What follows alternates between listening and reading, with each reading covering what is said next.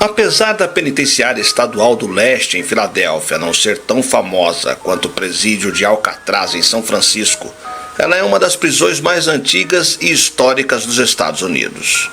Considerada por alguns como o primeiro edifício moderno da história americana, a penitenciária de Filadélfia foi construída com sistema de aquecimento, água e esgoto em cada uma de suas celas, numa época em que nem a Casa Branca em Washington tinha eletricidade, água e esgoto encanados. E ao longo de sua história, abrigou alguns dos mais famosos e perigosos criminosos americanos, como Slick Willie Sutton e Al Capone. A história dessa penitenciária começa em 1787, cerca de 4 anos após o término da Guerra Revolucionária Americana, uma época em que os Estados Unidos eram um país repleto de oportunidades e desafios. E nenhuma outra cidade norte-americana sentiu toda a efervescência deste período como a Filadélfia, onde delegados se reuniam no Independence Hall para elaborar o que mais tarde se tornaria a Constituição desse país. Eu sou o Sidney Góes e você está no Placebo. Vem comigo, que no caminho eu te explico.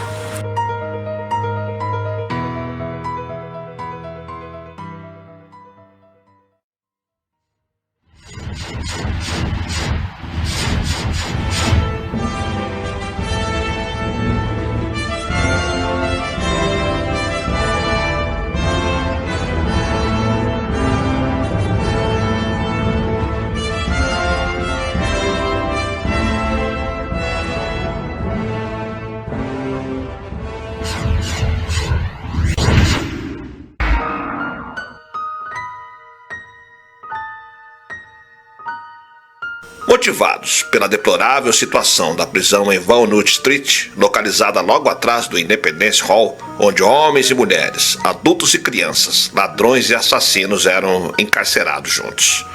Num antro onde doença, estupro, roubo e morte eram ocorrências comuns sob a conivência dos carcereiros que faziam pouco ou nenhum esforço em proteger os prisioneiros uns dos outros. Ao invés disso, vendiam álcool, comida e contrabando aos detentos. Não era raro ver prisioneiros morrendo de frio ou fome. Tendo em vista as condições subhumanas desse grupo de cidadãos, um grupo auto-intitulado da Sociedade Filadélfia de Alívio das Misérias das Prisões Públicas decidiu que isso não deveria continuar desta forma. E literalmente preparou o terreno para a reforma do sistema prisional não somente na Pensilvânia, mas também em todo o mundo. No início, na época de sua fundação, a então colônia da Pensilvânia estava determinada a ser diferente das outras colônias estadunidenses. O seu fundador, William Penn, que desembarcou nos Estados Unidos na simpática cidadezinha de Newcastle, em Delaware, trouxe consigo valores religiosos protestantes para a nova colônia. Valores esses que, além da tolerância religiosa, entre outras coisas, evitava que o impiedoso Código Penal praticado em grande parte da América do Norte britânica fosse seguido à risca. Código este em que a pena capital era um castigo normal de uma série de crimes comuns. A Pensilvânia, por sua vez, buscava suas penas em trabalhos forçados e multas como tratamento para a maioria dos crimes, mantendo a pena de morte apenas para crimes hediondos como o homicídio. Mas quando em 1718 grupos conservadores assumiram o controle da Pensilvânia, eles acabaram com esse sistema e passaram a incorporar as duras normas aplicadas em outros lugares. Desta maneira, as cadeias do estado tornaram-se depósitos humanos, centros de detenção para os prisioneiros à espera de alguma forma de punição física ou mesmo capital. E foi apenas 70 anos mais tarde que alguma coisa foi feita no intuito de tentar reformar esse falido Código Penal. Foi quando o Dr. Benjamin Rush, um proeminente médico signatário da Declaração da Independência na Filadélfia e que mais tarde ganhou o título de pai da psiquiatria americana, por sua inovadora observações sobre as doenças da mente, teve a ideia de reformar o sistema prisional da Pensilvânia. Após uma temporada pela Europa, o Dr. Rush retornou aos Estados Unidos em 1787 e, juntamente com Benjamin Franklin, entre outros intelectuais americanos contemporâneos, proclamaram que uma mudança radical não era necessária apenas da prisão de Walnut Street, em Filadélfia, mas sim em todo o mundo. Eles estavam convencidos de que o crime era uma doença moral E foi assim, então, que sugeriu a ideia da penitenciária como casa de arrependimento, onde os presos pudessem meditar sobre seus crimes, remorsos, através de uma experiência espiritual e, desta forma, passar por uma reabilitação. As primeiras propostas de alterações feitas na prisão de Walnut Street foram a separação por sexo e tipos de crime. Oficinas vocacionais foram instituídas para ocupar o tempo dos prisioneiros, e muito do comportamento abusivo dos oficiais foi abolido. Mas como tais medidas não foram ainda suficientes para minimizar o elemento criminal de uma população carcerária crescente, como era a de Filadélfia, surgiu assim a necessidade de uma penitenciária em grande escala. Como isso era impossível acontecer nas prisões superlotadas, começou a ser construída em 1822 a Penitenciária Estadual do Leste. O desenho escolhido, criado pelo arquiteto britânico John Haviland, era diferente de qualquer visto antes. Com um total de 7 alas e com celas individuais que irradiam a partir de um hub central. Os presos teriam suas celas individuais e um pequeno pátio de sol. A penitenciária levou 7 anos para ser construída e em 1829 foi inaugurada. E provou ser uma maravilha tecnológica para a época, com aquecimento central, sanitários, duchas em cada cela privada.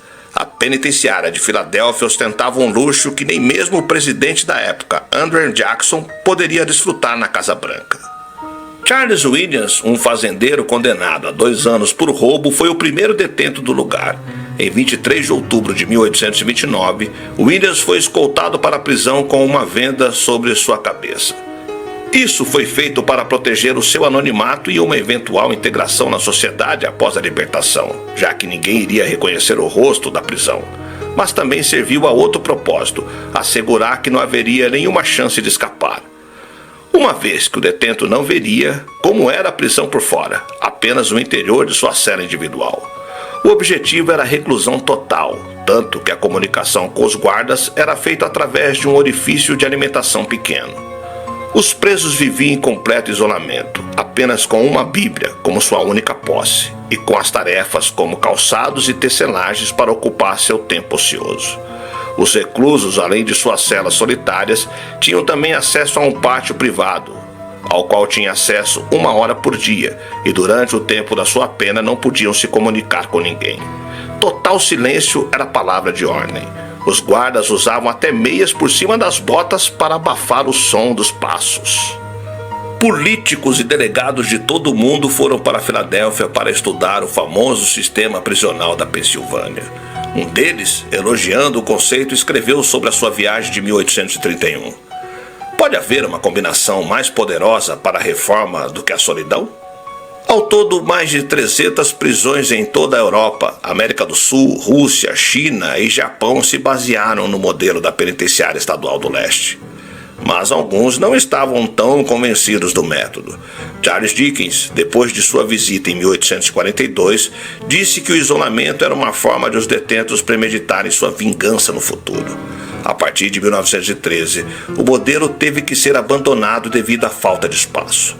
O sistema de isolamento passou a ser impossível de se manter e entrou em colapso. E assim como a prisão de Walnut Street, a penitenciária do leste foi condenada pelo rápido crescimento da população carcerária da Pensilvânia. Os presos passaram então a compartilhar celas, trabalhar juntos e até mesmo jogar em esportes organizados.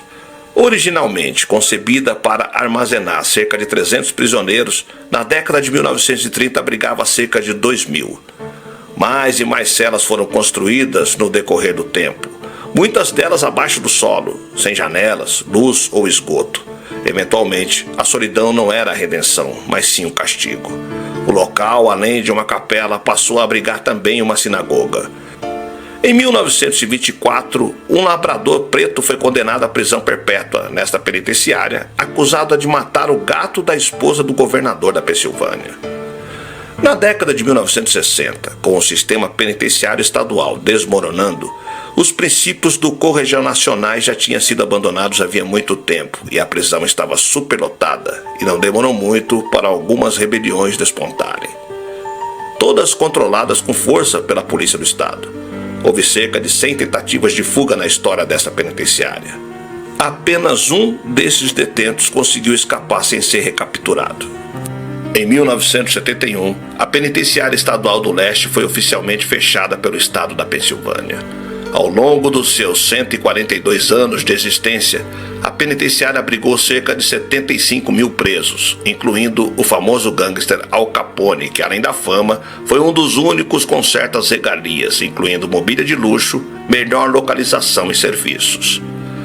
Declarado um marco histórico nacional em 1965, a prisão foi aberta como um local histórico em 1994. Hoje, os turistas podem caminhar sob as abóbadas e clarabóias do edifício em estilo neogótico. A prisão encontra-se no estado controlado de ruína, o que torna o espaço ainda mais assustador.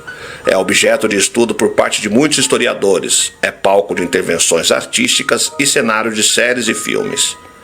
Mas é aberto aos turistas e consegue transmitir um pouco do que foi a vida dentro desses muros durante o seu mais de quase um século e meio de funcionamento. Apesar de cobrar a entrada, o lugar é realmente muito peculiar e tem um áudio tour muito interessante com relatos de guardas, médicos e reclusos que por lá passaram e relatam como era a vida dentro deste lugar. Embora visitar um lugar desses possa parecer esquisito, é extremamente importante conhecer a história para se aprender com ela. É conhecendo o lugar assim, ou visitando um campo de concentração, que passamos de fato a entender e aprender com o passado. Este é um dos mais interessantes monumentos para se visitar na cidade, berço dos Estados Unidos. Talvez porque aquelas paredes sem reboco ainda transpiram a história recente do lugar.